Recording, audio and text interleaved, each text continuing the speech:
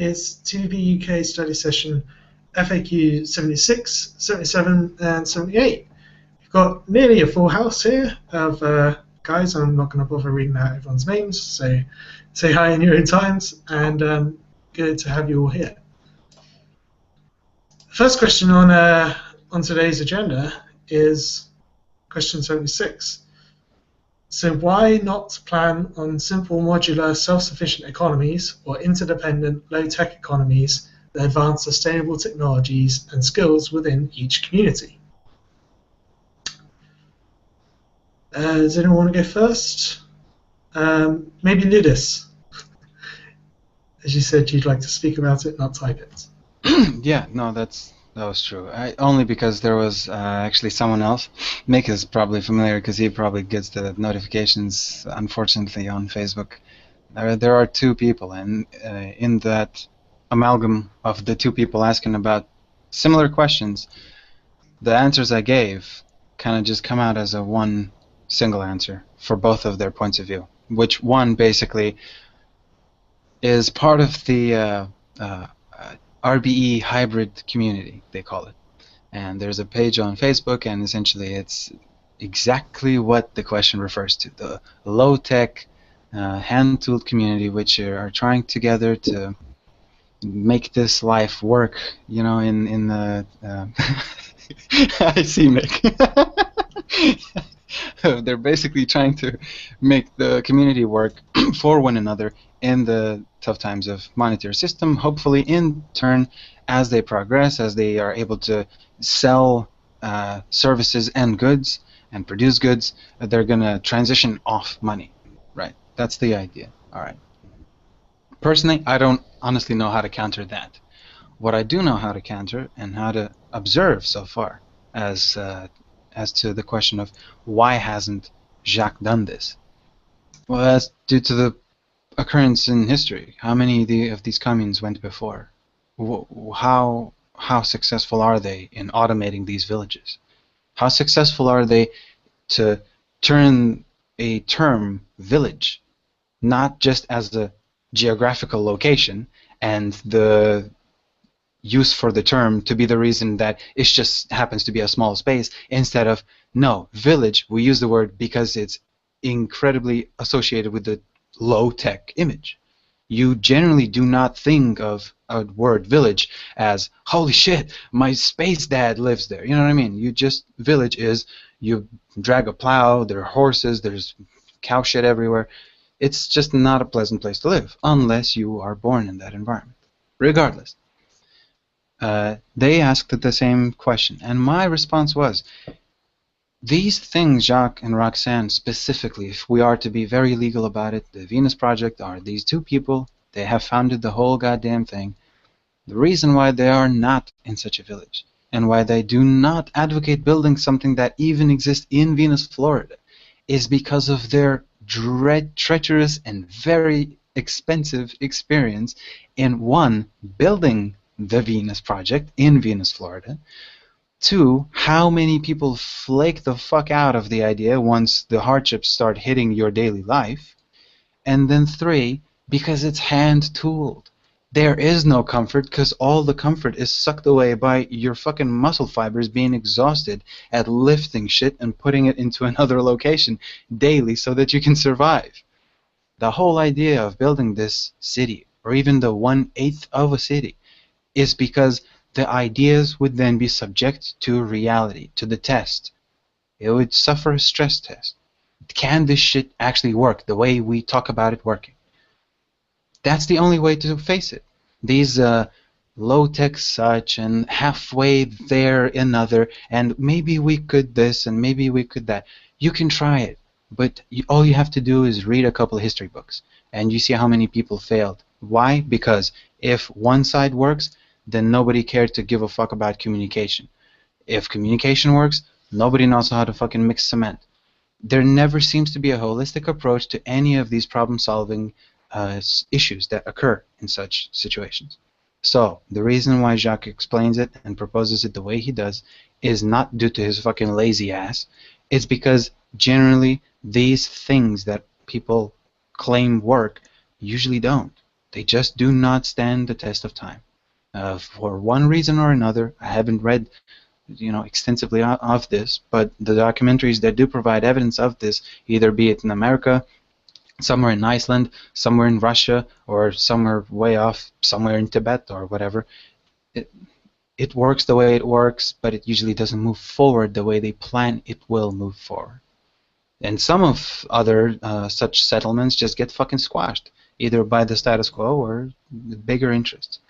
But that's all I have to answer in terms of that. It doesn't seem like the progression, the way they imagine how simple it will be to go from low-tech to high-tech, ever really occurs or is ever as easy as they project it to be. That's my answer for now. Just to go on the end of that, and I'll give my answer in a sec. The reason I gave up with him is just because I feel that people that say, oh, it's never going to happen, or they should be doing this, that, or the other, I think to myself, well, if you're not interested, just fucking do your own thing, you know what I mean? go off and sort it yourself, you know what I mean? If you think you've got the idea and it's going to work, do it yourself. If you don't think the Venus Project's going to work, fair dues. You don't have to believe it, you don't have to follow it, just fucking leave us alone. But yeah, so in my answer, I guess that any system which makes this system obsolete would be fought by the old obsolete system. Like you said about status quo, described as a communist or utopian, or just mocked by current or popular media, meaning it doesn't get off the ground to start with.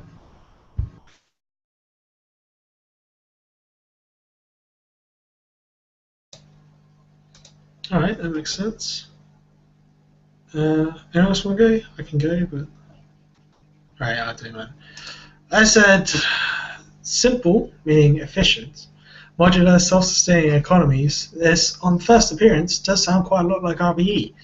Yet, in an RBE, the global economy is still available and necessary due to the natural localization of resources, any remaining economies of scale in our production systems, and the distribution of resources and control, meaning that we countering against the risk with redundancy.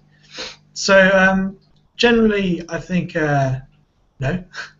Low-tech communities, however, will fail to provide a standard of living comparable to what is accomplished through a global RBE. So pretty much what you guys have just said.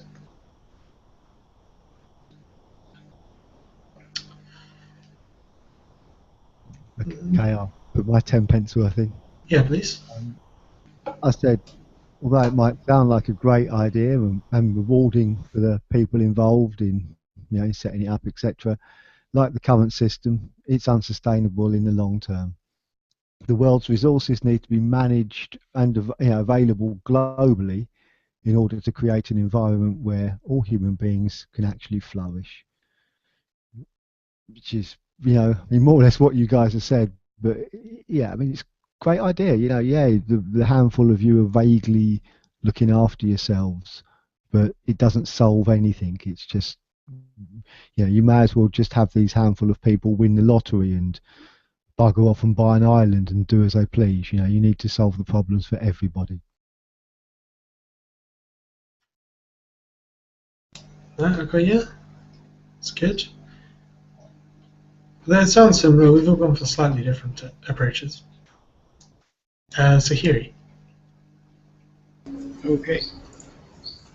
I wrote, I'm not sure what a simple, modular, self-sufficient economy means exactly in this context, especially comparing to the Venus Project, because it's kind of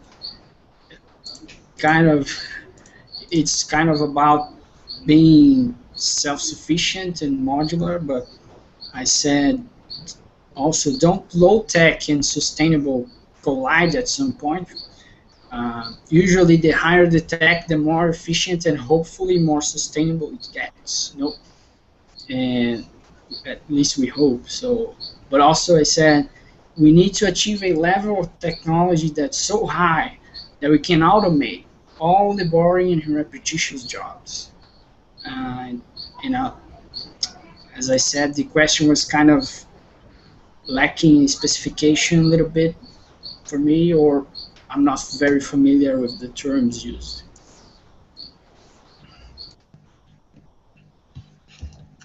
No, I get you. I like that you pointed out that kind of what's it called? Oxymoron, low tech and sustainable. It's good. I think we've covered pretty much everything there. Lots of everyone has done it in a slightly different way, going from different angles, which I really like. So we've all got lots of examples for different people. I know. Oh yes, sorry. James and Colin, you didn't write the book thing, but yeah. I don't know how to pronounce your name, dude. Who just spoke? How do you pronounce your name? Huey. Huey. It's a good point. If it were in dialogue with someone like you said in the Facebook messengers, I'd probably say, how are you going to accomplish that? If I had the energy to be intrigued, I would say, how exactly are you going to accomplish that? Yeah, because it's pretty vague the way it's worded as well. Since it seems to me that pretty much everyone said here, resource-based economy, fundamentally, to put it simply, is based on abundance, and it's how are you going to achieve that? I mean, I'm all for creating some kind of commune and go and live in there myself, maybe for some kind of emotional pleasure. But if we're talking about what's the goal as well? I don't know. It's vague. I think it needs a lot more discussion.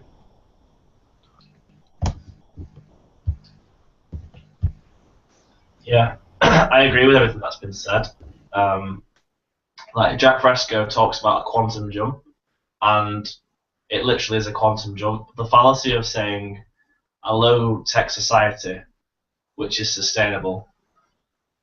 Well, a low-tech society is vulnerable to weather conditions, adverse environmental effects. If a disease rolled in through an animal randomly moving, they would all die and perish. They'd have no medical research centres. They're basically at the mercy of chance and probability in nature. So while they would be able to survive within their community, they would be extremely vulnerable. Their quality of life would be extremely low. Yes, they wouldn't need money, and yes, it would be a resource-based economy, but the quality of life would be significantly lower than what it is in the monetary system. Granted, the world wouldn't be destroyed, but life would be horrible. The reason we need a quantum jump is that you can have sustainability and quality of life together. You don't need one or the other. That's the point of the Venus Project. From what I've read and what I've heard, that's the point. Combining quality of life with sustainability. Absolutely. That's a really good way to sum it up.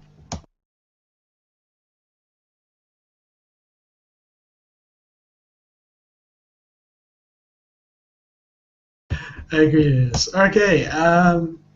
Any final comments from anyone before we read the real answer? The one off the website.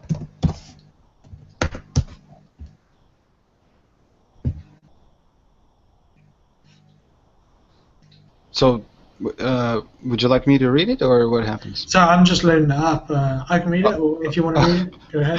All right, I'll do it this time. It's literally just 2 sentences. Okay. TVP FAQ 76. So why not plan on simple, modular, self-sufficient economies or interdependent low-tech economies that advance sustainable technologies and skills within each community? Because this would not solve our global problems and those that lie ahead. We cannot freeze the progression of technology or advanced ideas or return to yesterday's values. This has little or no relevance for solving existing global problems.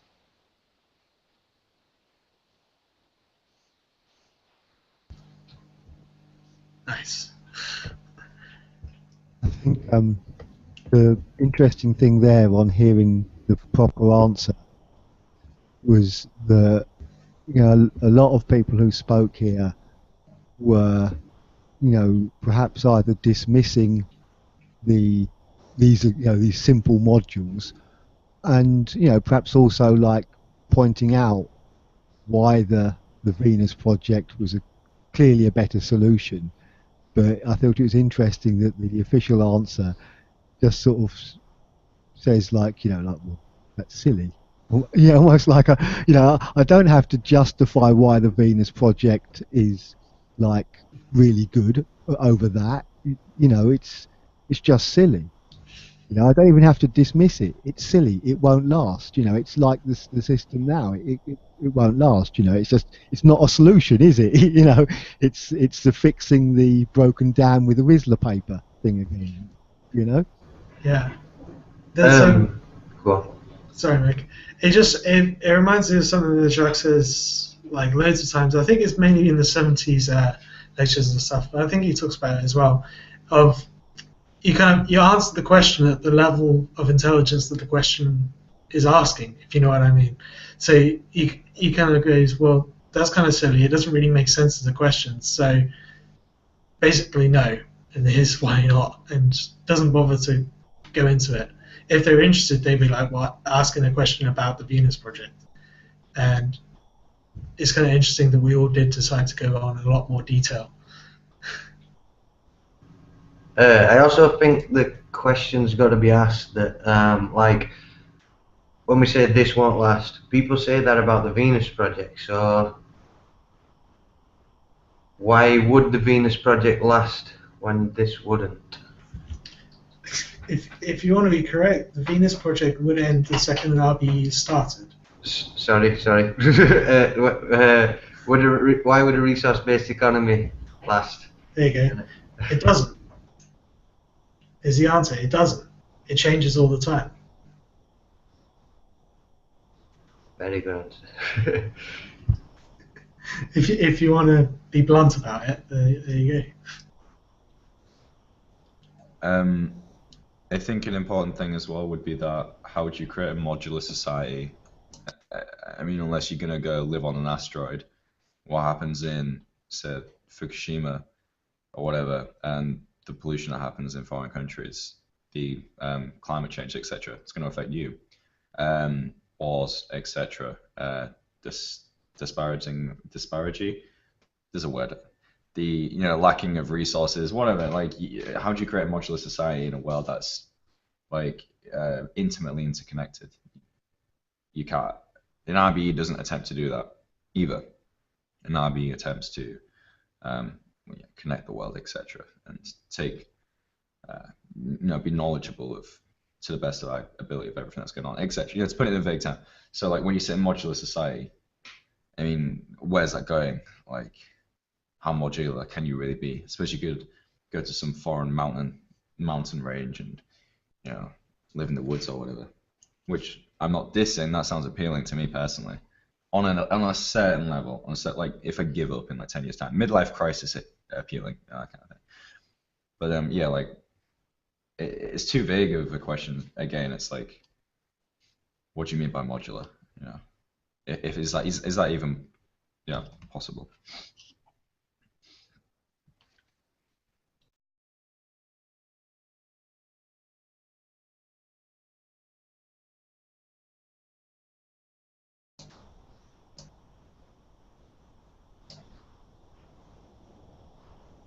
Sorry, Tom, I just didn't quite get the last of that. I was reading the chats and thing. Did you ask a question at the end of it? Sorry. No, I was just trying to summarize my point about going on. Okay. No, it was good. And I was listening. Trust me.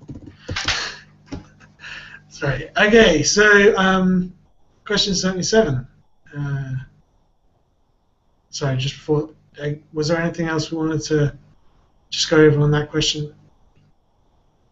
I think we've generally been pretty good. Having my previous midlife crisis.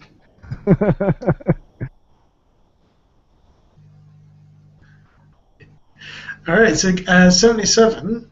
Could you describe the distribution of foods and or objects of desire, like telephones, computers, or books? Here's a fun one. Anyone hands up?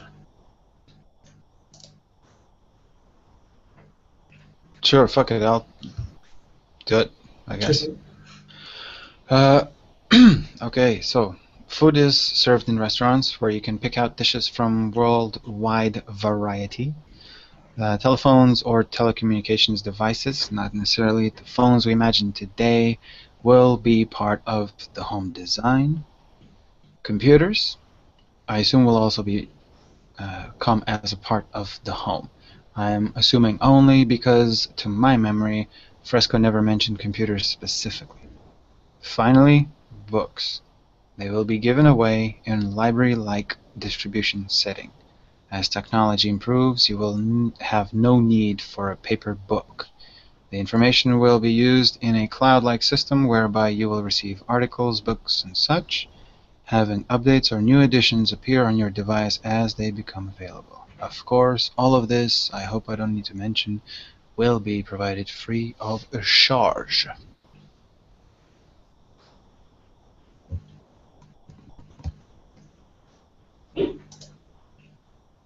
Lovely. I'll do mine. Use the same metaphor. Much like a public library, given services will be made available to rent by all people for free. Food will be provided freely, again, and the method of distribution would depend on the level of progress within the transition. From centralized canteens delivered to your door fresh or cooked meals by drones or underground railroads, automated chefs, even Star Trek replicators. It's all possible depending on the technology and the resources available. Mine's nice and short. I got food grown locally, vertically, and as efficiently as possible and distributed locally. Leisure items such as guitars, cameras, etc., accessible from libraries, and it's really all about having access to things. For example, I don't want a full drum kit in my flat, I just want to be able to jam out with my friends. I wrote, if I'm not mistaken, Jacques talks about automated food centers where we have machines that could be trained by the best chefs for preparing food when requested. For objects like computers, instruments, and I think books, Lildas describes better, so leave that out. But Jack talks about storing them on domes around the central dome, and these domes are like public libraries in the sense that you can go to any of these stores and just take anything you need when you need it. And when you don't need it anymore, you can just bring it back to the dome so other people can use.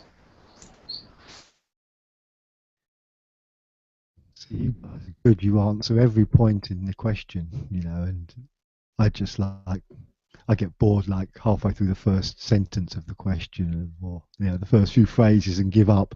But yeah, I wrote distribution centres, like the superstores of today, but not full of crap like today. And many of today's superstores already seem to have the infrastructure in place to transport goods globally and easily and quickly. Shame they did it for profit, but hey, many items, snowboards, golf clubs, video cameras, they could be loaned to you at the locations you would need them. You don't need your golf clubs under the stairs. You need them at your local golf club, don't you? And I think everyone touched on the idea of these things that we hoard would mainly be available on loan, and obviously if you wanted your own personal set of golf clubs, you'd have them. If you wanted your own personal guitar, you'd have it. But there is no need to hoard everything for fear of not being able to get access to one. My question is, so they asked about... Wait, sorry, don't mean to interrupt, Aidan, but I don't think neither James nor Tom said anything. If there is anything to add, I mean. Sorry, guys. I didn't know that they were still there, but it was just a quick... Sorry, I'll let them... Yeah, sure. You go first, dude. Oh, okay. Well, yeah, I agree with what's already been said, and yeah, it basically comes down to the idea of hoarding comes from a survival, limited resources. You have to keep them close, build up a stockpile for those resources. But in a society where you don't have limited resources, there is no need for that. So it would be like a rent system. You would, without the monetary side of it, you would get what you need, and once you finish it, you put it back into circulation. In France, they've got a similar thing with bicycles. There's so many of them. Like, you wouldn't steal a bike in France; they're everywhere. In Paris, I should say. But yeah, once you eliminate scarcity, then a lot of the aberrant behaviour and a lot of the things you feel you need now, you wouldn't need then. So yeah, like what everyone said. Yeah, pretty much. I don't know specifically how different items would be distributed. I know like somewhat about food. I have my ideas on that, but I suppose the simple answer would be the most efficient and sustainable way that we know of. Like, I mean, distribution methods would probably evolve as we practice them and find improvements, etc. So I just said you'd apply the scientific method to it. With just the general Abbey rules, unless that's too vague of an answer, I'm not sure.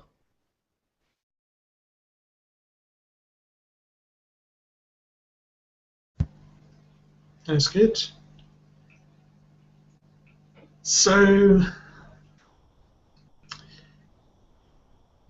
okay, mobile phones. Yeah, you have one, your friend has one. Fine. Generally, they're yours because you need them kind of continuously. Fine, no problem. Every 3 years or something, you change them because by then they're engineered to actually last 3 years.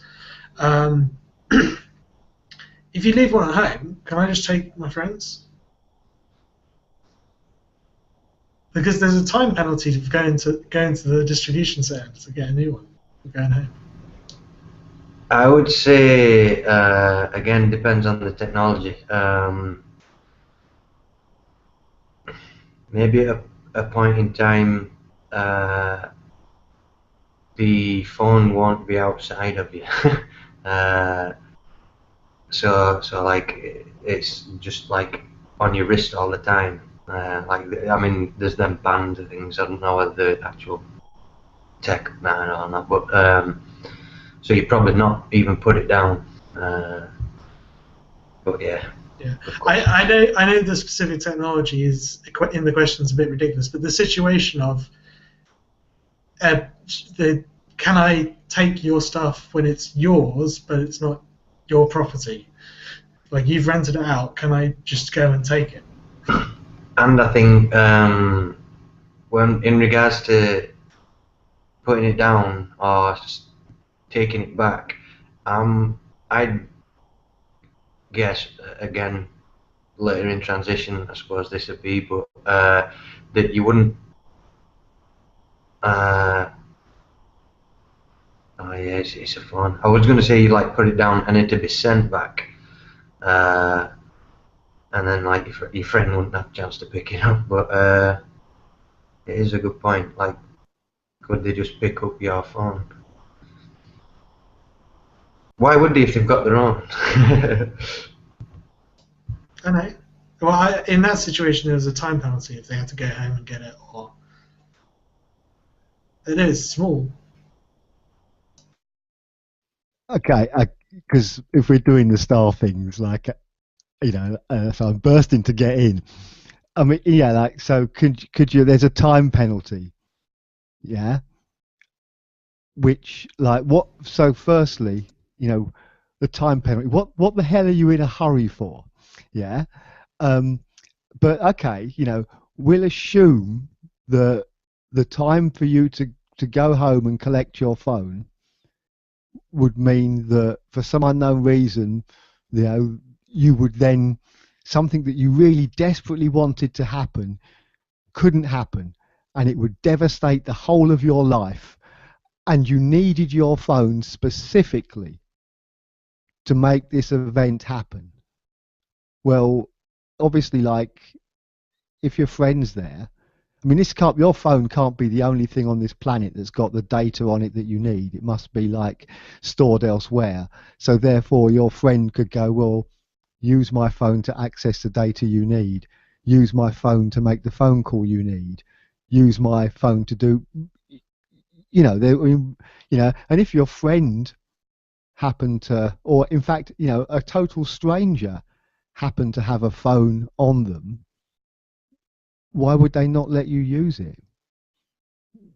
You know, I mean, like, does everyone in the street around you have a time penalty on their whole of their life if they lent you their phone? You know, there must be someone in the street who actually happens to have their phone on them, and they're just going to go and get a bacon roll from the corner shop because that's what they want to do. You know, so I can't even see the situation that, you know, would actually arise.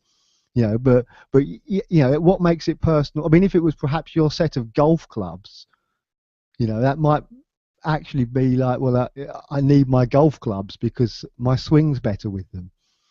But for access, for communications or data, you know, is it your phone because you've got the little picture of the clouds on the background and you really like that, and no one else's phone's the same because they haven't got that picture? You know, so the situation itself's unlikely to arise. But, you know, if they just take it, you know, it comes down to emotional attachment, doesn't it? You know, are you emotionally attached to it? Why?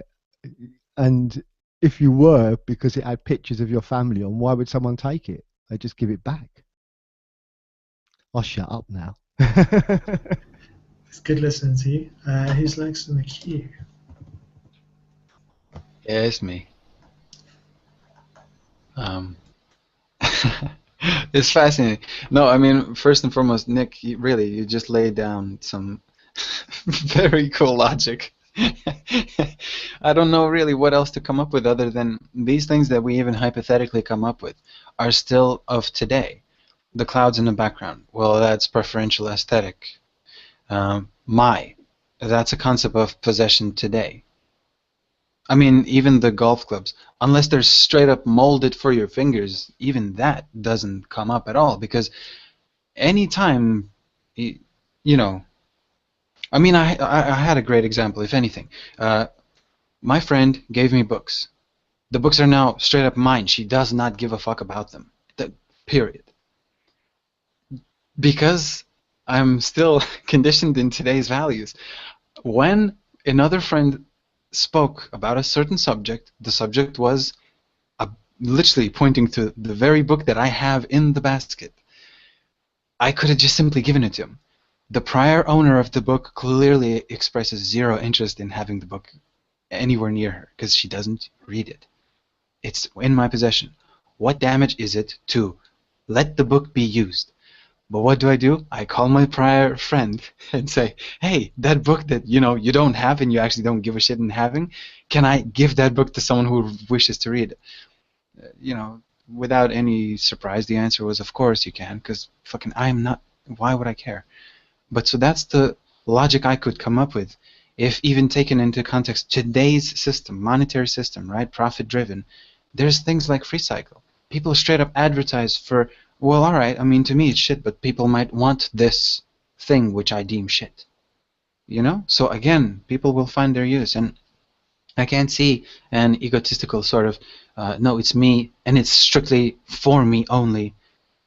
I definitely can't see it. Depending on which stage of transition into the whole educational process and to recondition people's values so that, hey, maybe, this 10,000 things in your home that they're clutter. And it's inconvenient clutter. That thing you want, which is to go and take a piss efficiently. You don't want skateboard to get in your fucking way and stub your toe. Yeah, there are things for that we do. It's called, organizing shit. Anyway, I'm rumbling on, but yeah, the logic is there. It doesn't make sense in a situation where your environment does not encourage you to behave in such ways.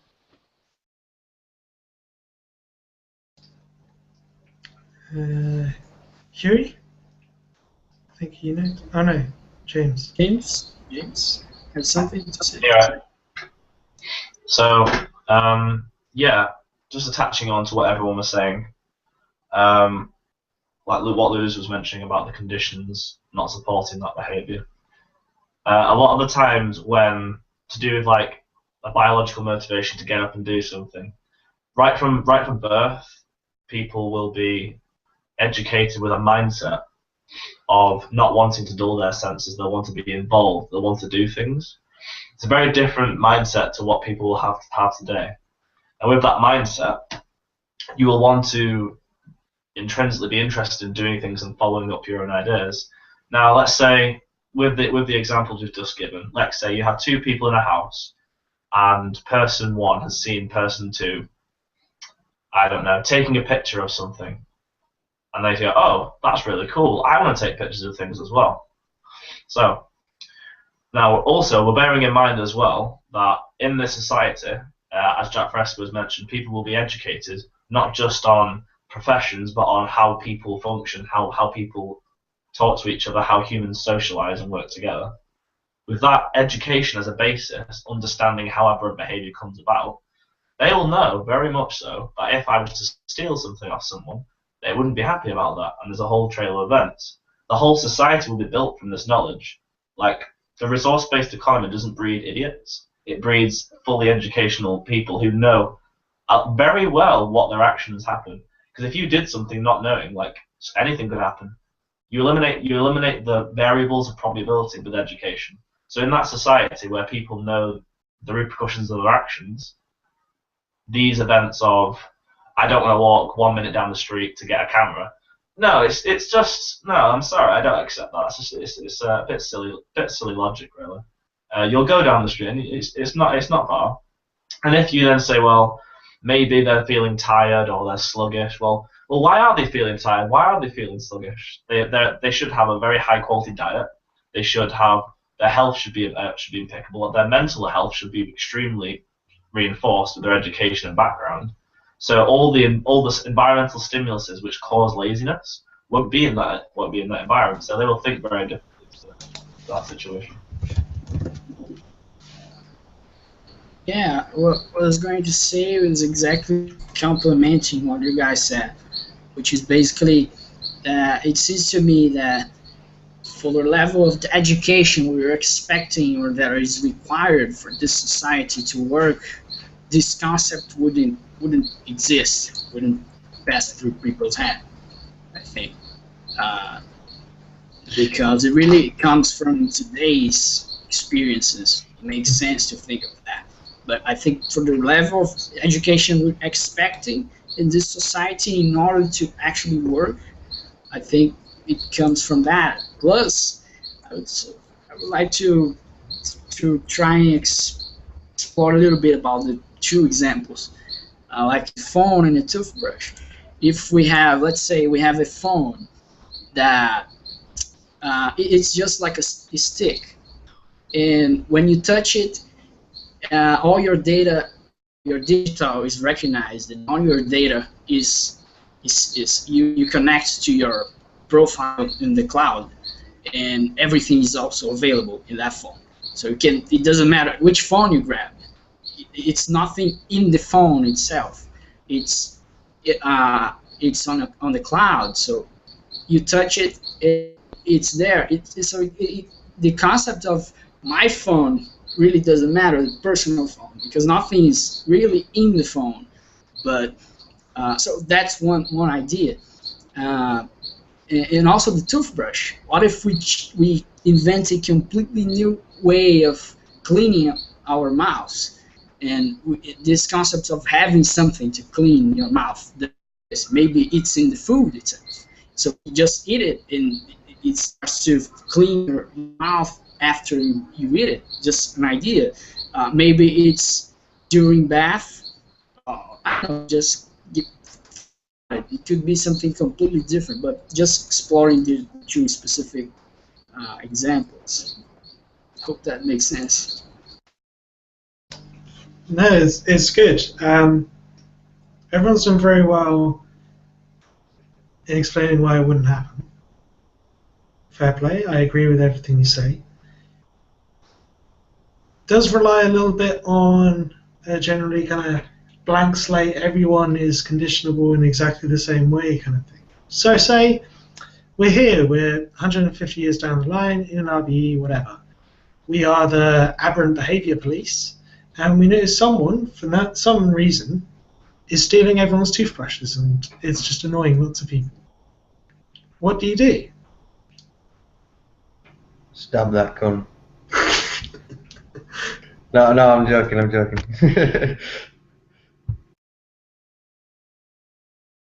Okay. Well, yeah, that'll teach him about peace. So just like we have heard Jacques say numerous times, since we will transition until the whole world is in this unified perspective, there will be military, there will be remnants of police. However, they will only be named such now. In the future, they will hopefully be named more referentially by their operation. What are they responsible for doing? And if one of the tasks they're responsible for doing is disrupting any conflicts, and then obviously if in the future they will be able to actually bother to learn about semantics, perhaps they'll come up with more referential words than even I'm doing now. Point being, they will still be taken out of the public society. Because if stealing brushes at that time will still cause grief in some manner or another, this will be picked up because there's going to be sufficient feedback from either sensors or people or even clues that there are dropped brushes on the street, which is, why the fuck would there be, right? Things, clues into behavior which is not optimal, right, or desired. And so it will be dealt with. To what degree and how efficiently and how effectively will it be dealt with? What are the conditions? How much of a resource and how many resources do we have at our disposal? And at what speed do we have the reaction of those resources? So if we can only use the way we describe police today, let's say fine, for restraining only. Okay, fine. Clearly, no guns involved. Why? Because we know the repercussion of shooting a fucking person when they could be clearly shown another way of behavior. So you try to take them willingly, if not. And again, it's the same cascade of if-then action pattern. It's very simple. Does he start flailing his arm? Does he have a knife? Why the fuck would he have a knife? But nevertheless, if he has a knife. Does he know Taekwondo? Okay, then there's another contingency. There's all these things to be thought about, which, again, if such a city even existed, and there is this toothbrush kleptomaniac, then the police will be informed and trained accordingly. I mean, never. You can only prepare with so many contingencies. So I can try to be philosophical out my ass, but it would go to no avail. Point is, they would behave with the best tools they got at that time, and then if the system works, they keep it. They keep reworking it, reinforcing it, changing it. If it doesn't work, new systems are proposed. They are tested. If those work, they stick. It's just that simple. I hope it's somewhat a sufficient answer. Well, I'll ask Hiri the question I was going to ask you on that, which is, okay, you've apprehended them. Now what? Sure. No, that's a. I didn't follow it up. Sorry. Yeah. Well, the point is being then. Right now we got these incarceration things, which are amazing fucking examples of let's lock a person in a cage. That will surely change his values. Right, yeah. If you mean by changing his values, thinking of fucking killing you for putting him in that place, yeah. That'll surely give him that much motivation. But reforming, giving you a different perspective, a new value system, out of what? Thin fucking air? On the bed that you sleep on? You took a piss in a different standing position, all of a sudden you think about the world differently? Don't think so. So the way the jails function now will be different. They will be education centers. You will simply take interest in things that interest you. And you will be contradicted, logically, in things that if you take interest in which would damage society in any way, you would be shown that there are alternatives to your behavior. I mean, that's just with all the understanding I have up to now. I mean, I don't even know what the expert has to say about this kind of thing. I mean, obviously, I would recommend something that's already on the Venus Project's rating recommended list, which is a book on violence, literally called Violence, by a man, a human male. Can somebody actually say the name of the person, please? I'll have to look it up. I'll put it in the chat box. Why doesn't Huey? You go ahead. Okay. I think one thing interesting to consider is that today we have many areas that study artificial things, like they try to predict how the monetary system will work and stuff like that, and the war and how to deal with how to, uh, make profit. So they try. There are many areas trying to predict things today, but they are all artificial things, parameters. So I think it seems to me that in society like that, that understand that behavior is very important. I think we would shift to studying new areas, trying to predict. Okay, not only predict, but trying to understand if someone develops a mental disease, what do? Is there a process we can pass that person through to assure they really have a mental disease, and maybe they would reconsider? I don't know, maybe what to do. I have no idea. So if it's a mental disease, what do you do? I think so. Studying those areas. What do we do if the behavior is that? And if it's not a mental disease, that's, I think, the first thing to think about. If it's not a mental disease, it's in the environment. What is causing that behavior in the environment? And change that, redesign. So it's really studying what caused that behavior and try to find it. Not punish anymore, but try to find the chain of events that made that person do that, and try to, oh, okay, so we have this area here that maybe in some situations with some people could lead to that kind of behavior.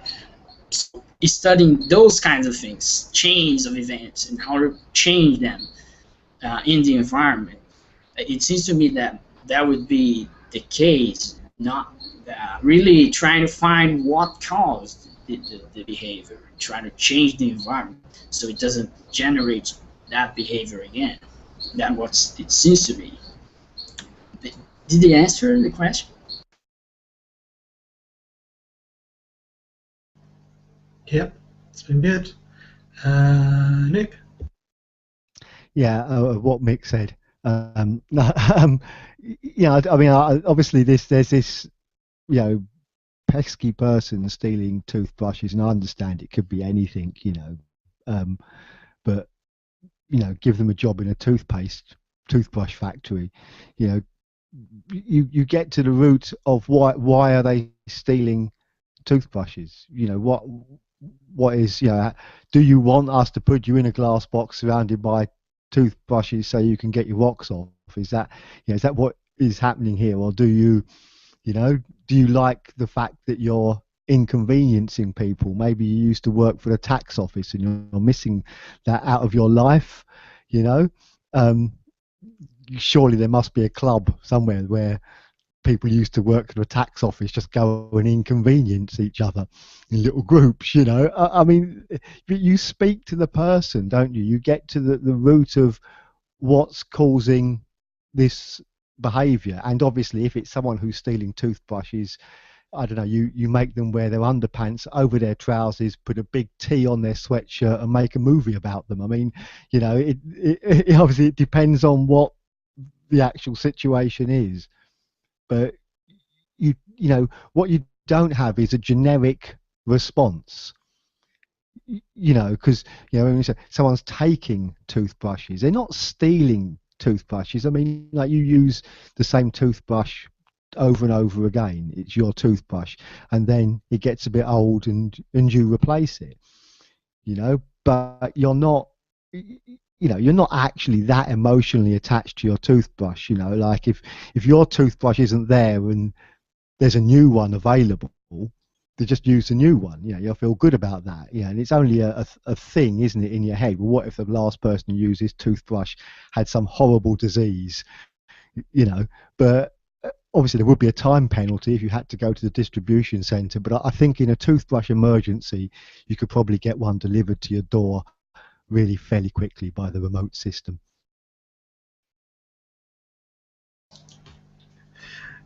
Completely agree. Thank you, everyone, for some very good answers to my very silly questions. Silly, but a bit thought-provoking, hopefully. That's good. I was just laying down to see if anyone had said anything about, you know, prisons or against the law. I've been watching QI a lot, so maybe I'm asking some loaded questions. Mick, do you want to share that? And then Just one of my friends who used to have a bit of a foot fetish, and while he was at school, he told people that were coming down the road, like adults, he was saying, "Oh, I'm doing a survey for school. I need to sniff your feet," and they ended up like phoning the police on him. Yeah, there were a few stories. I don't know what's rumour and what in, but yeah, I found it funny. nice. Creative though, gotta give him that. You know what I'm saying? I think I'd say so. We've given the toothbrush example specifically.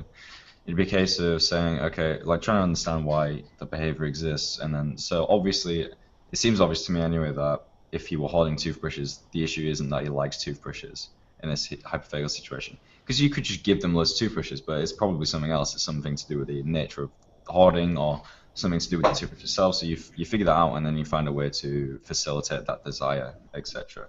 No.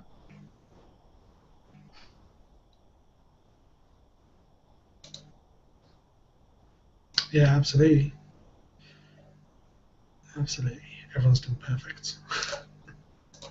I don't know if it feels like we're coming to the end of that. Do we want to go back and read the actual question again?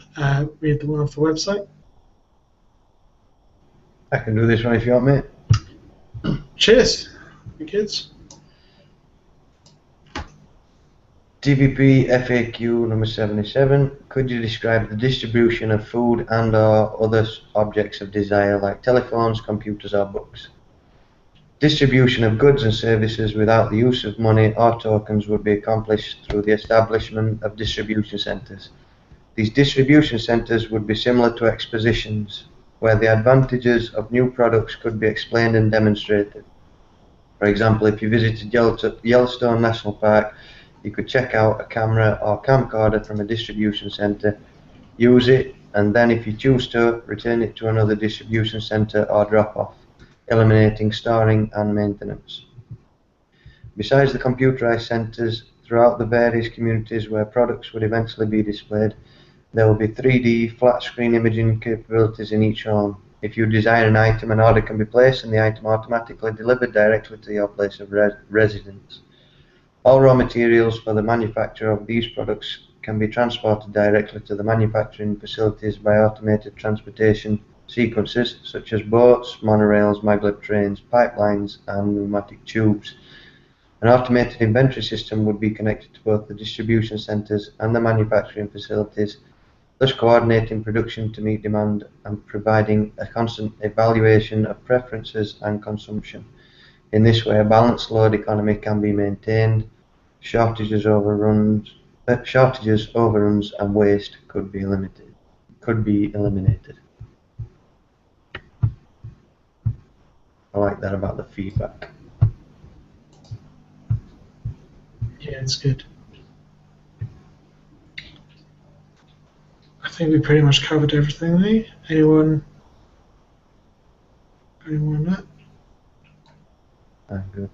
Right, okay, so we're already 6 minutes late. The next question is quite simple.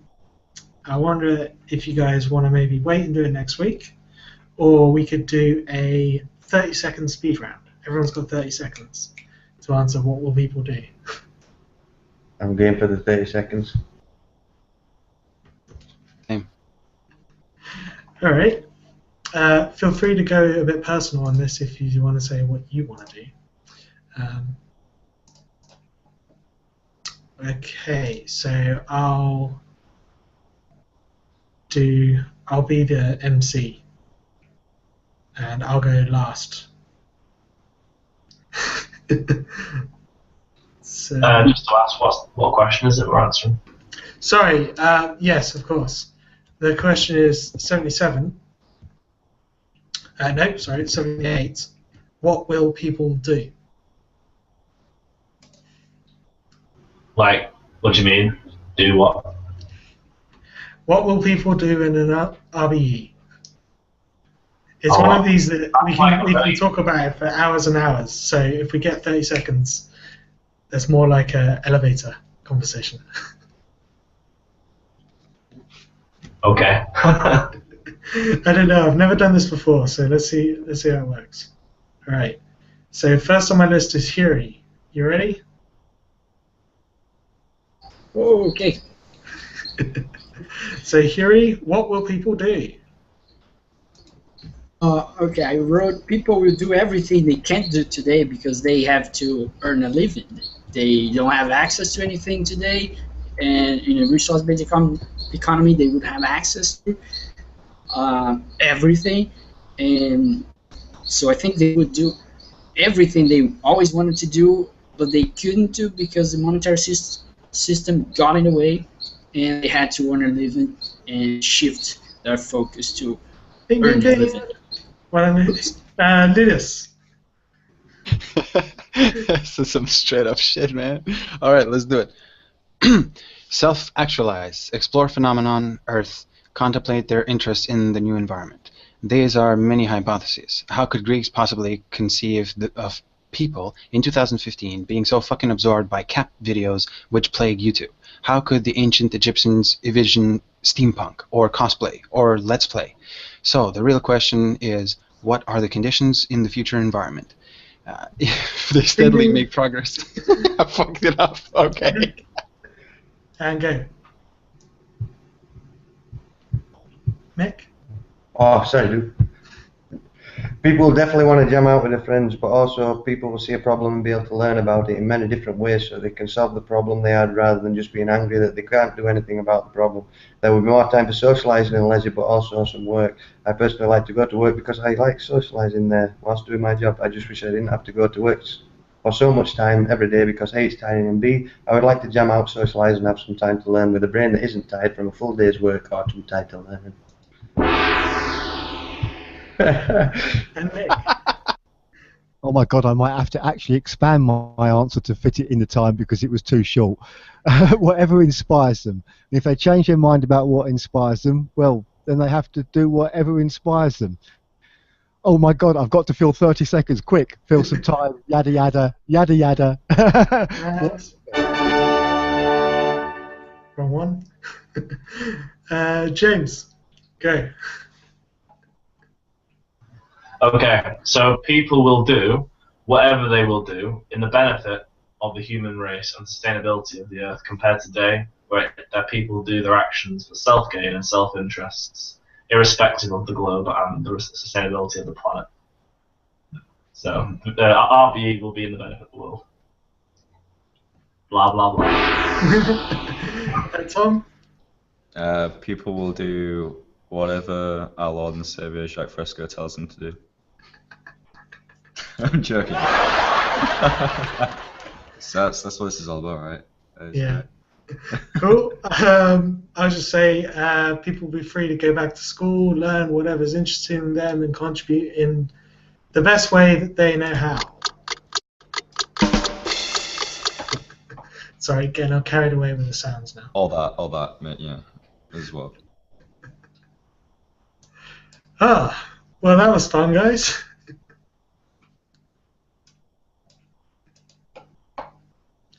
Fucking Lord and Savior Jacques Fresco. Oh.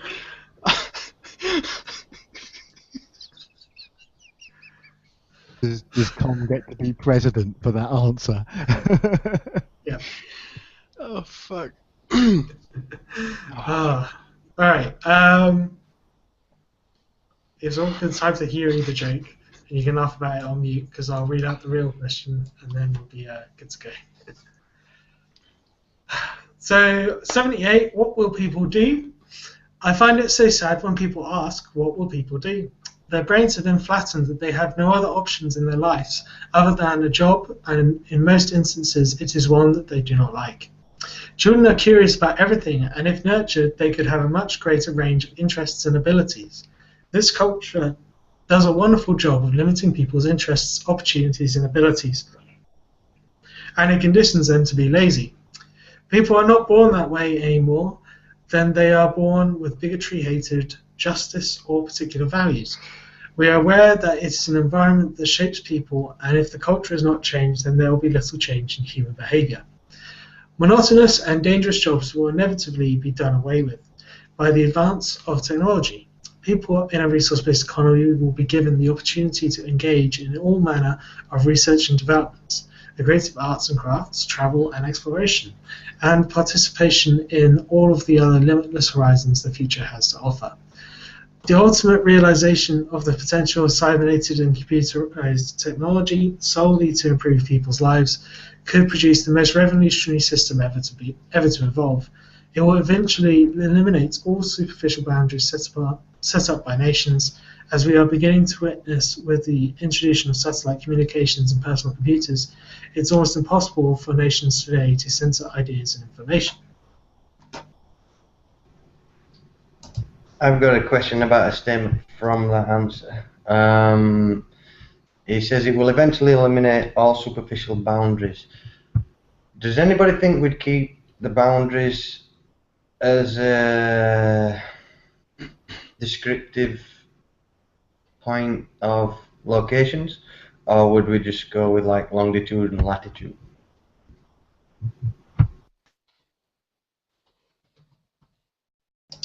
I would say if you look at Germany, Germany as it is today didn't exist for a long, long time.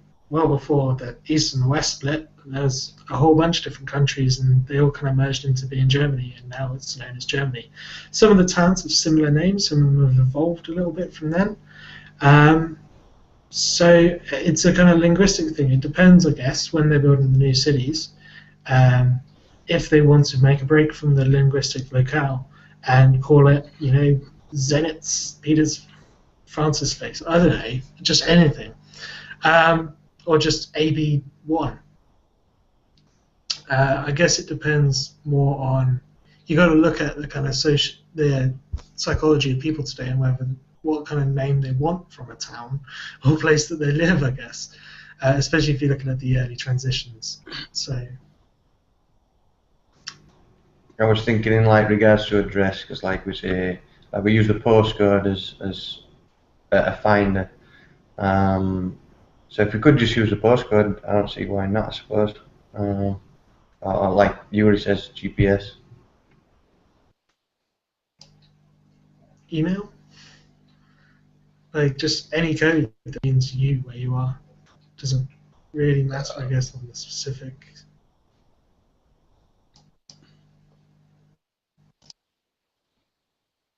GPS is one, but then, you know, what if you're in a block of flats? Like postcode is another one, but what if you're in a row of streets that's 5 miles long? It'd probably be a three-dimensional coordinate of some description, GPS plus altitude, maybe.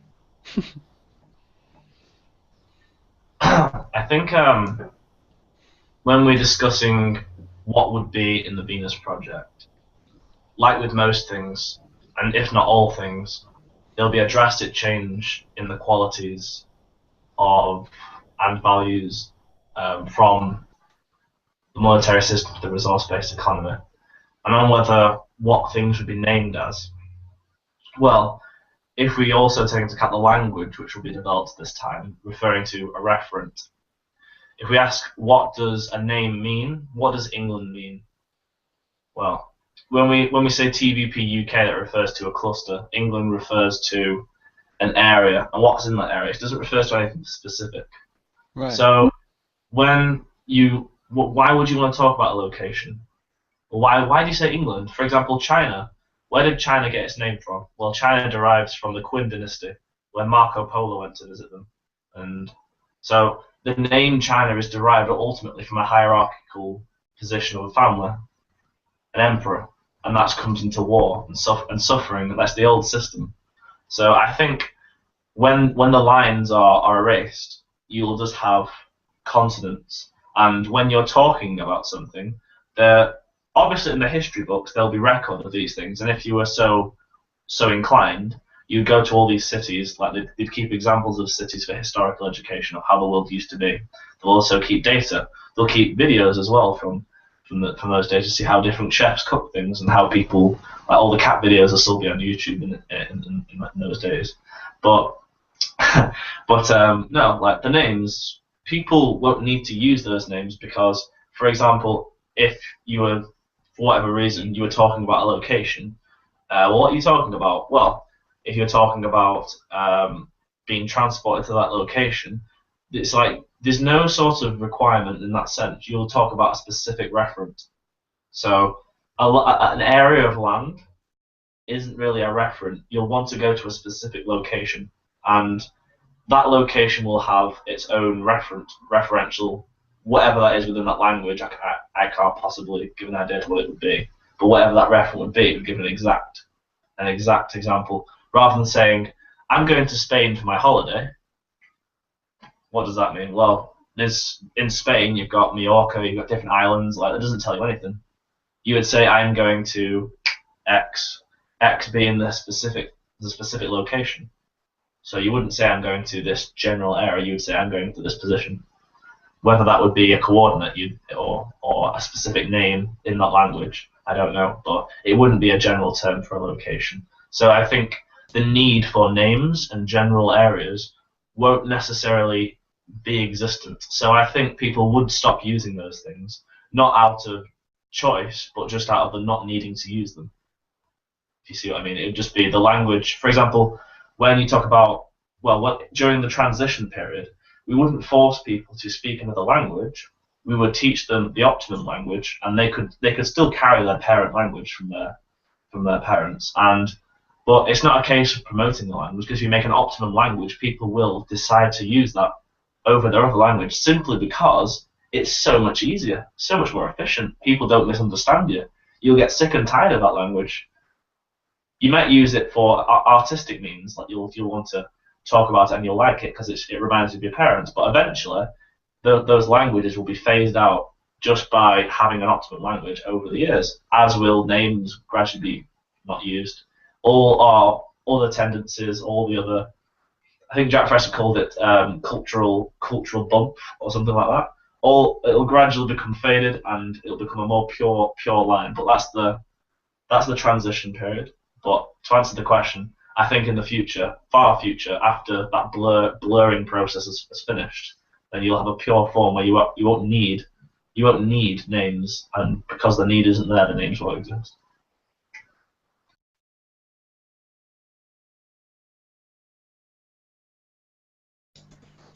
Yeah, to complement that, I was thinking that Jacques once mentioned that maybe in the future, people would be called by their specialization.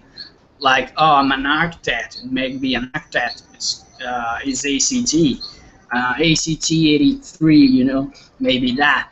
And maybe we could evolve, the names evolve, but maybe, I was thinking, the places, the locations could be called by the resources they have in the place.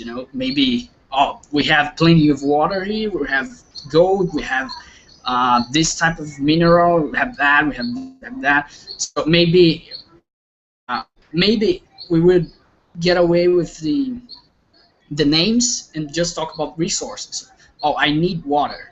So you have a list of places that have water, and so it's, I have water here, and I have in this location, it has water, it has gold, it has a lot of these types of trees. Okay, that's the place I want to go. So maybe based on needs, based on resources. I don't know, just an idea. Okay, good answers, guys. That was cleared up. I've got nothing more.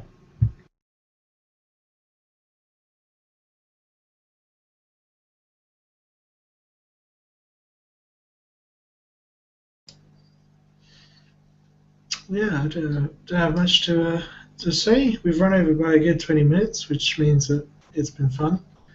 I don't know if there's a... I guess what I'll do now, because I think we've pretty much got to the end of what we're trying to do today, is stop the broadcast.